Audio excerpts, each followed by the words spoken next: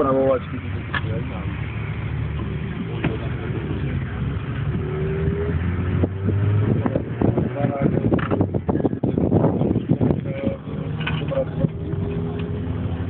No, teraz neviem, ako to je teraz, lebo keby si normálne prišiel a na úrad povedal si, že máš toľko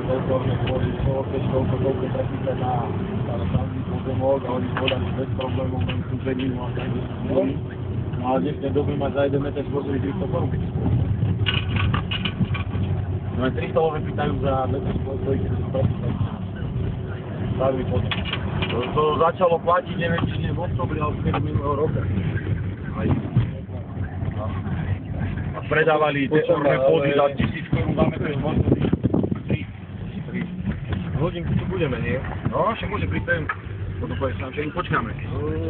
Vlastne chvíľku štvrtej. No tak, však dojde sem a prejde pešo tu, nie? Ja zaparkujem hneď tu na dráhe. Ja idem na tréning, ja tebe sa si